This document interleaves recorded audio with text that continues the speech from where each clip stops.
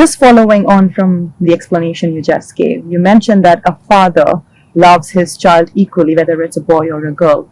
But we are observing, but that's not the case in today's world. The father treats a son differently to the way he treats his daughter. Why do you think that is the case? Then I will say that father is not being real father. In the eyes of the father, all the children are supposed to be or should be equal. And because today's society has become very selfish, the tendency is to judge everything from that loss and profit perspective. Oh, if I have a son, he can be, helpful in helping me, making money and taking care of me, and the girl, she'll get married, or I have to spend so much money to get her married. These kind of thoughts are very common, very typical to this age, where people have become very selfish. They're just judging everything from the selfish perspective.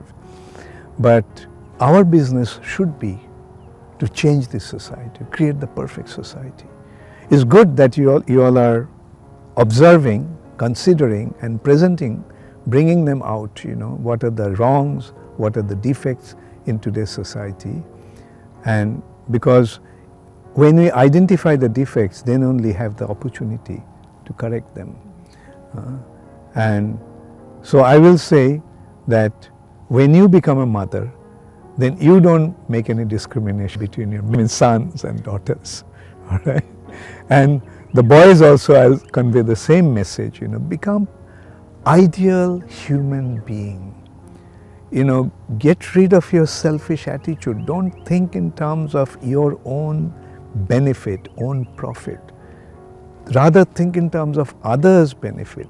Instead of thinking how you are going to feel, think in terms of how others are going to feel about that, and act accordingly. Consider and try to make everyone happy. Those who are around you, make everybody happy.